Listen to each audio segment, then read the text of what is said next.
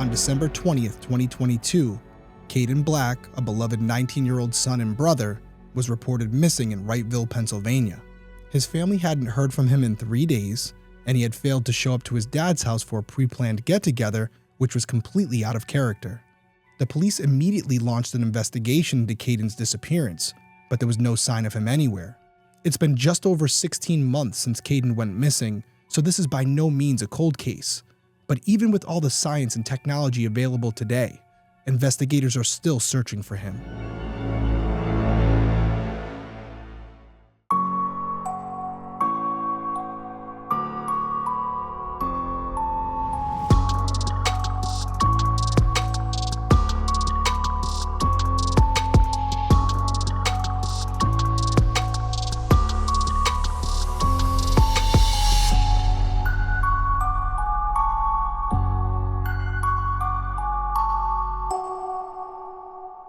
Hey everyone, welcome back to Detective Perspective. My name is Derrick Levasseur. I'm a licensed private investigator and former police detective, and each week I'll be covering an unsolved case in story format.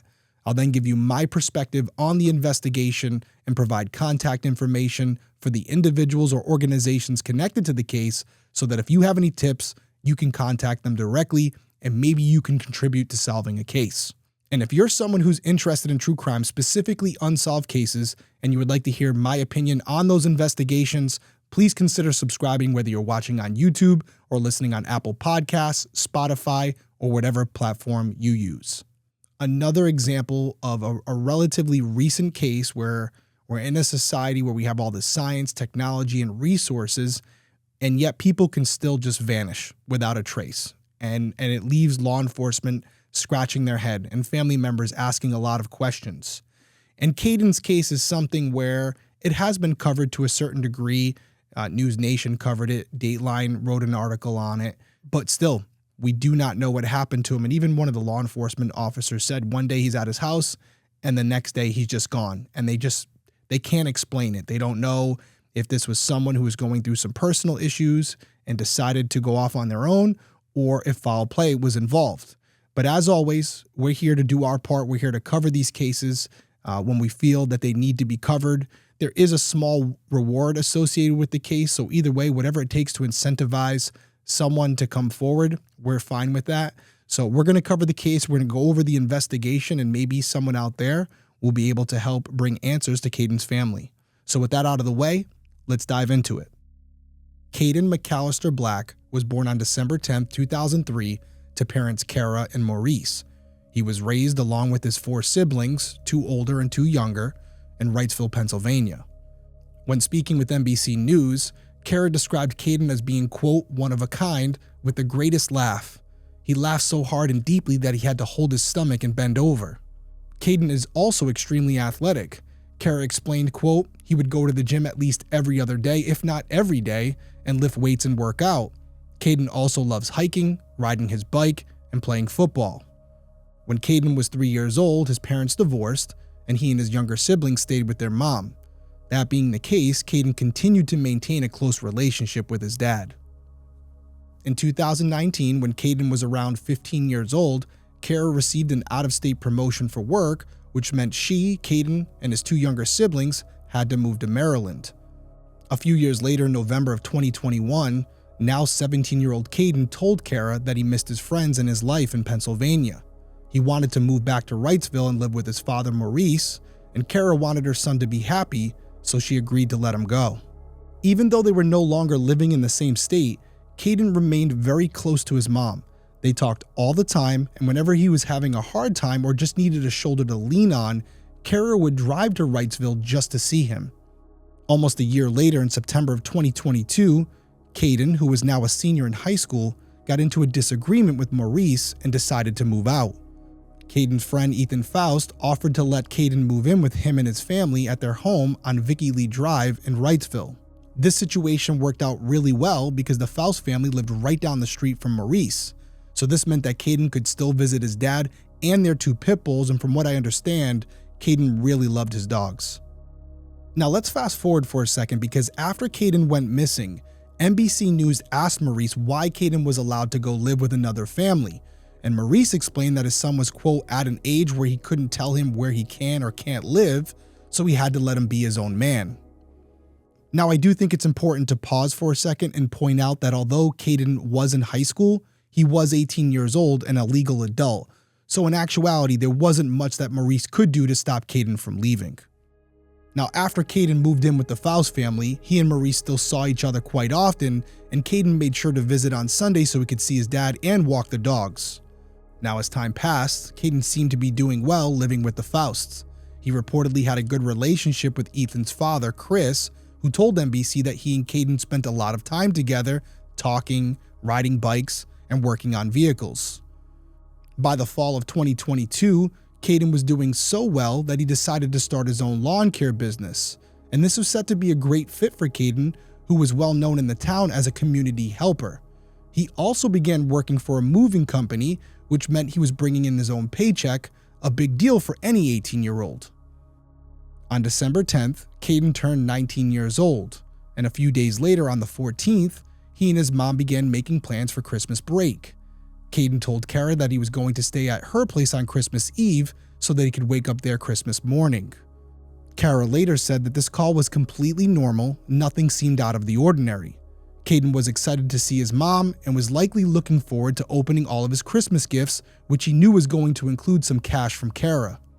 On Saturday, December 17th, Kadin spoke to his dad and said he'd come over the next day, like he did every Sunday, to not only hang out with his dad, but to also take the dogs for a walk.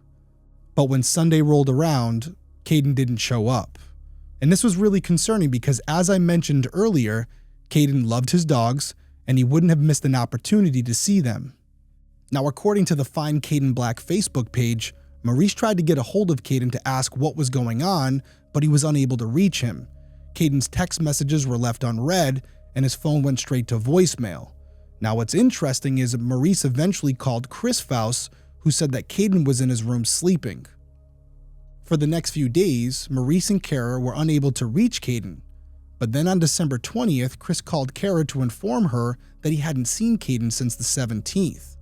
Kara explained that she hadn't heard from Kadin during that time either, so following that conversation, Chris reported Kadin missing. Chris later told Fox 43 that he went to bed pretty early on the 17th, and when he woke up around 5 or 6 a.m. on the 18th, he didn't see Kadin, which wasn't completely unusual. Chris explained, quote, Kadin and my son would normally wake up at 9 at night and go to bed at 5 in the morning playing video games or whatever. So when Chris didn't see Kadin on the 18th, he didn't think much of it. He continued not seeing Kadin all day on Sunday and Monday, and it wasn't until Tuesday morning that Chris became worried. He opened Kadin's bedroom door and learned that he wasn't home. Chris noted that the only things missing beside Kadin were his wallet, cell phone, and whatever clothes he'd been wearing. After realizing this, Chris reached out to Kara and asked if she had heard from Kadin. When she said she hadn't, he reported Kadin missing.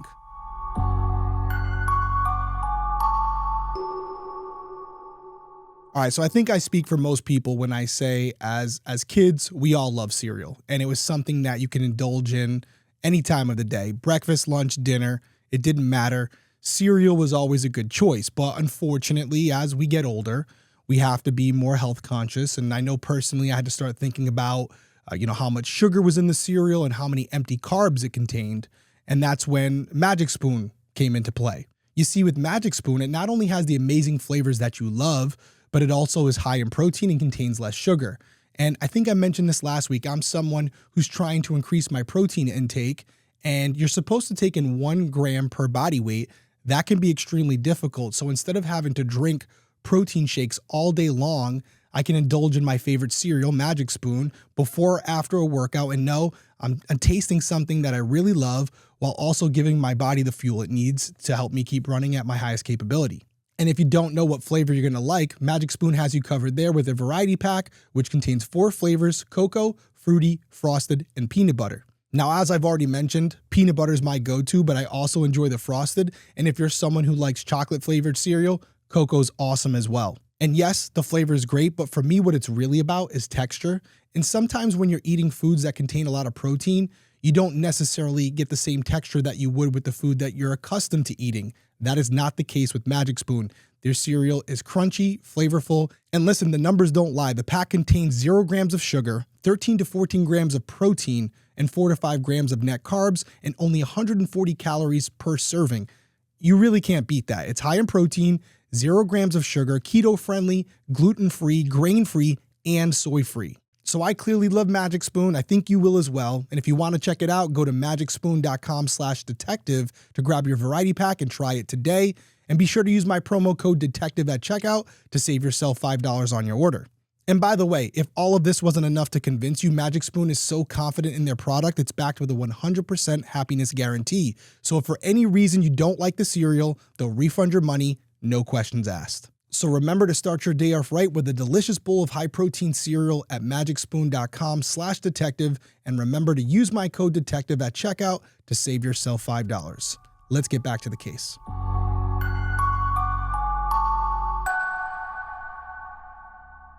Now, according to the Find Kadin Black Facebook page, Chris told police that because he didn't see or hear Kadin after waking up that morning of the 18th, Kadin must have left the house on the night of the 17th or in the very early hours of the 18th.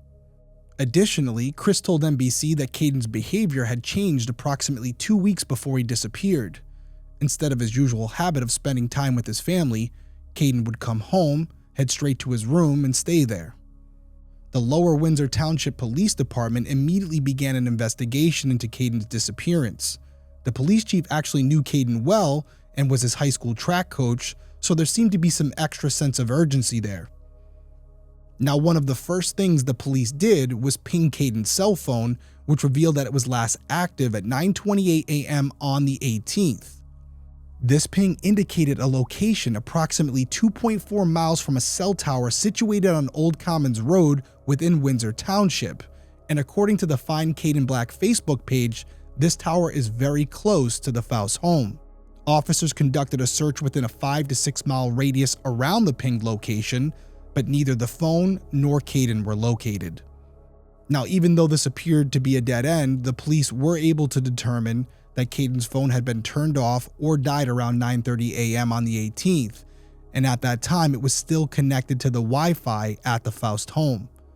The police further learned that around that same time Kadin went missing, several of his social media platforms were deleted. They also found out that Kadin had deposited his paycheck into his bank account on the 16th, but he didn't touch his account again after that.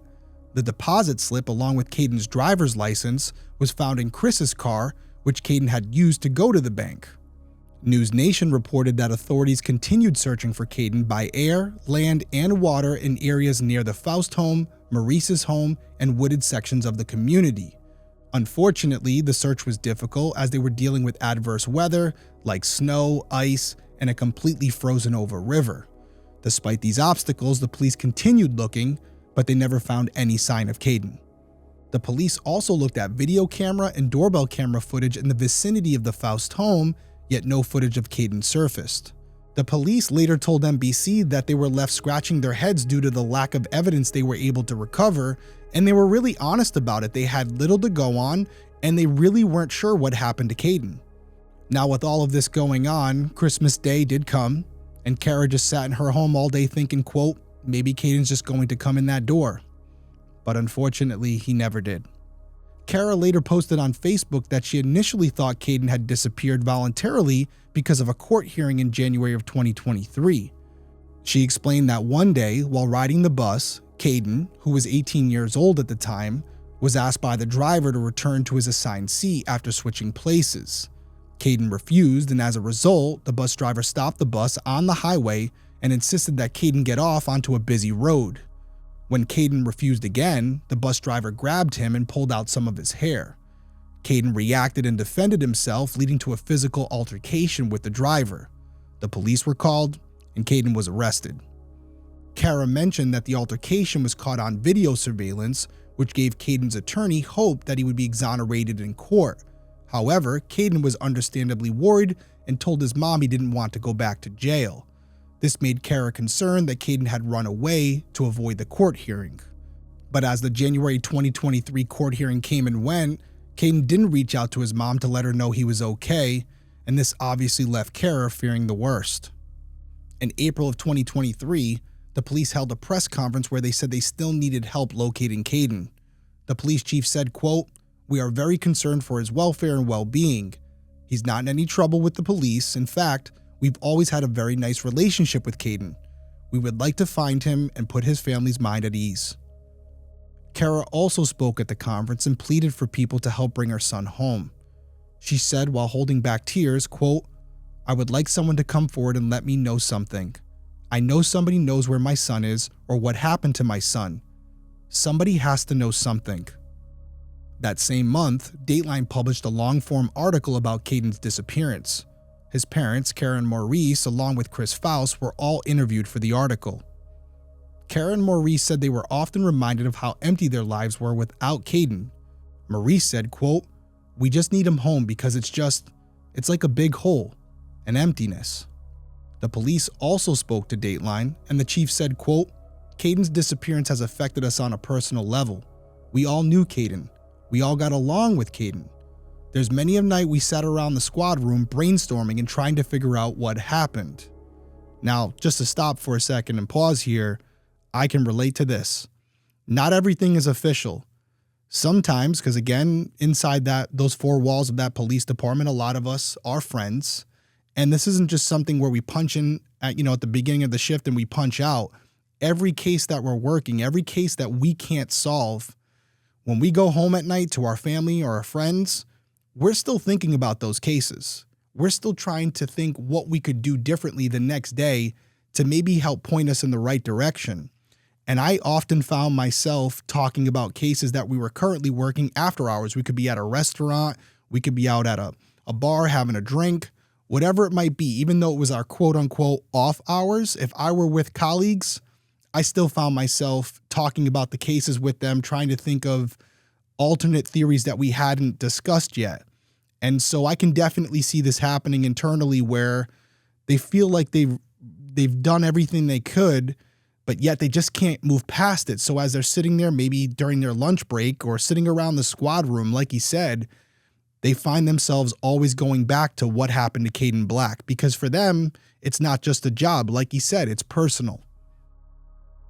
Now, the chief went on to say that he's really puzzled by Kadin's disappearance. He stated, quote, "We had a perfectly physically fit young man. Basically, one night he's in the house and the next morning he's not there. We don't have anything pointing specifically to foul play, and we don't have anything specific about any sort of accident or self-harming or anything like that. It's just a big question mark." The chief concluded by asking anyone with information to please call in. In August, Kadin's family announced a $5,000 reward for, quote, "information leading to the location of Kadin and or the identification, arrest, and conviction of the person or persons responsible for his disappearance." The police gave an update at that time as well, stating they were still investigating Kadin's disappearance as a missing persons case, and there was no evidence suggesting foul play. They had interviewed family, friends, neighbors, co-workers, and the Foust family, and everyone had cooperated. The police further mentioned that there had been a few tips and alleged sightings, but none of that materialized into anything. In September, Kara revealed for the first time that Kadin had experienced, quote, "mental health challenges," including being diagnosed with bipolar disorder, oppositional defiant disorder, and autism. She told Fox 43, quote, "The autism spectrum diagnosis was fairly recent, within the year before he went missing. He's high functioning, but still on the spectrum.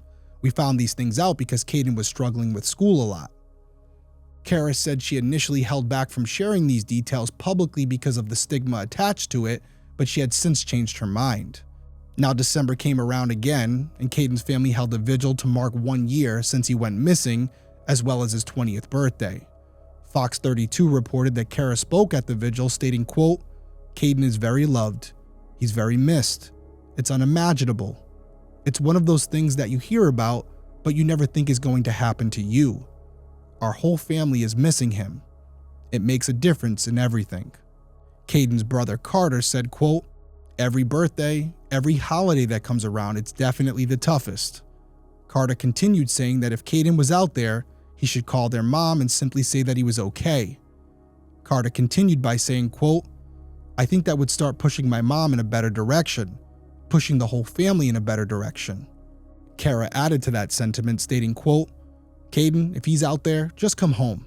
Just let us know that you're okay. If you're okay, let us know that you're okay." In March of 2024, Kara sat down with News Nation for an interview. She said that while she initially thought Kadin had run away to avoid the court hearing, she no longer thought that this theory made a lot of sense.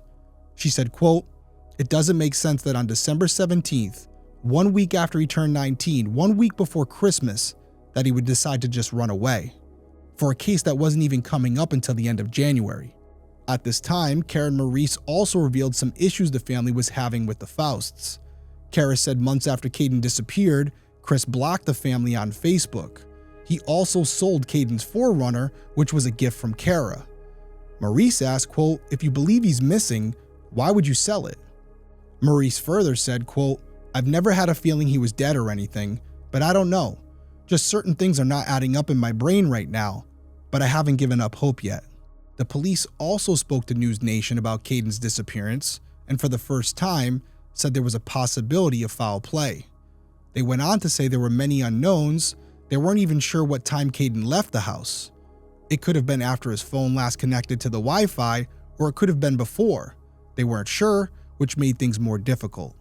Before the end of the interview, the police made sure to mention that there were no persons of interest in the case, including the Fausts. Now, on top of all of that, in March of 2024, Kara spoke to CBS 21, and she agreed that foul play was a possibility, stating, quote, "I have felt it was foul play the whole time because the facts of Kadin's case don't make sense." She pointed out that after Kadin deposited his paycheck on the 16th, he didn't touch his bank account again. Kara pointed out that if he was planning on leaving, he would have taken that money with him, and she also noted that Kadin knew she was going to give him money for Christmas, so if he was really thinking about running away, wouldn't he have waited for that money as well? Now, these are a few of the factors that lead Kara to believe that something bad may have happened to her son, and she told the media that she will continue fighting for answers. And she said, quote, "He's my baby, so yeah, I'm going to try to be strong and try to keep going. I'm going to keep trying, whether strong or weak." Okay, let's get right into this perspective, and this one, without a doubt, the best way to describe it is the way it was described by police. A complete head scratcher. It just doesn't make sense. Yes, on the surface, you could make a case for a few different scenarios. The first one, it could be a situation where Kadin was going through a difficult time based on some of the things in his life and based on some of the mental disorders that he was battling that we didn't know about initially. And maybe he just decided, yeah, I just want to get away from all this and start a new life. But you would think after all this time and all the pain that's been caused that he would at least make a call to his mom or his dad to say, "Hey, I'm sorry I did this to you. I'm okay.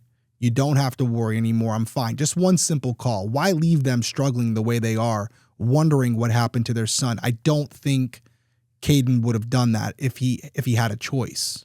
And then you have another scenario, although very unlikely, where Kadin could have went out that night late on the 17th or early the 18th, and a tragic accident occurred near the river where he potentially fell in.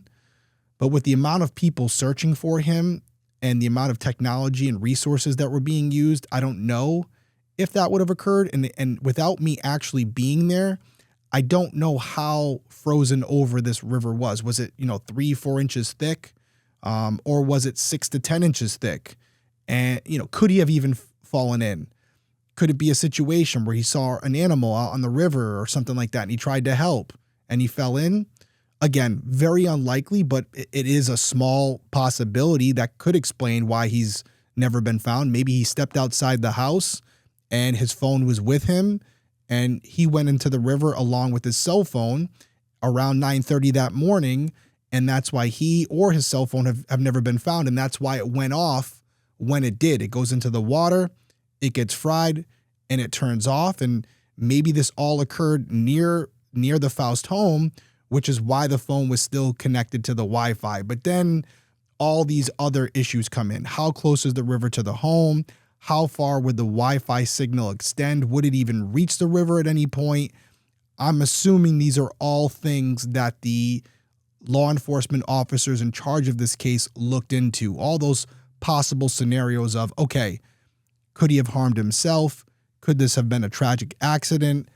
Based on those parameters, based on what we do know to be factual regarding the phone, would any of these scenarios fall into that equation as far as, okay, if he had fallen in the river over here, it would explain X, Y, Z. They know those facts. I don't. But the fact that they haven't completely ruled it out says to me that it's still on the table. And then there's the final scenario, which is also the worst scenario, which is that something happened to Kadin on either the night of the 17th or early the 18th. And it could have happened in the Foust home, or Kadin may have left the house and went and seen someone else that we're unaware of, and something could have happened there. I know it's human nature to always accuse the individuals last known to be with the victim. We see it happen all the time. And in some instances, there's validity to that and it's deserving. And I know that Kara and Maurice have some questions about the Fausts. But I think the fact that law enforcement has been so adamant about ensuring that everybody knows they're not even persons of interest is important. That means at minimum, they have zero information that would be incriminating against them. Doesn't mean they're innocent, but it also means that there's nothing connecting them to any type of crime. And I do think there's a possibility based on Kadin being someone who did what he wanted to do, that he could have left the house that night or could have left early that morning and may have encountered someone that went south. That's not out of the realm of possibility. That said, I will acknowledge that Kara and Maurice's concern about Chris's decision to sell Kadin's Forerunner is perplexing to me as well. And maybe that's because I don't know all the details of Chris and Kadin's relationship and what may have been discussed prior to Kadin's disappearance. I personally can't see a reason, based on what we currently have and how recent this case really is, it's only been 16 months, why Chris would make that decision to sell that truck. But only Chris knows that. And he would have to answer to law enforcement and maybe give an answer to the public to put them at ease. Maybe there's something that we don't know that would explain why he did that. So I don't want to rush to judgment on that one and automatically say, oh, he sold the car, he's got to be guilty of something. Sometimes people handle trauma different ways, and you have to hear from them directly and make your own decision as far as their explanation for it. So with all of that, where are we with this case? What can we do from here? Well, first off, positive note, it seems like law enforcement is very motivated and willing to cooperate with the public and be an agency that's willing to divulge some of their case to the public in order to keep them updated. I always think that's a good thing. And it does seem like they're using all of their resources available to try to find Kadin. But at some point, you may run out of options, and that's why they're asking for the public's help. And that's where we all come in. If nothing can be done, if there's no tools in the toolbox that haven't been used yet that can be used by the detectives, then it's going to take an outside source. It's going to take a witness coming forward. It's going to take one of you to help solve this case. So as always, I want to give a recap of this investigation to see if it jogs the memory of someone who's listening or watching this episode. So 19-year-old Kadin Black last contacted his family on December 17th, 2022. His phone connected to the Wi-Fi at the Foust home on Vickilee Drive in Wrightsville, Pennsylvania at around 9:30 a.m. on December 18th. At that time, his phone also pinged in the same vicinity, and after 9:30, his phone was either turned off or it died. No sign of Kadin has ever been found. Now, Kadin is a light-skinned black male with dark brown hair and brown eyes. He's approximately 5'10", 160 pounds with an athletic build. Now, as far as clothing description, it's unclear what he was last wearing. And I strongly recommend you guys all check out the Facebook page, Find Kadin Black, which was created for people to learn additional information and keep Kadin's name circulating.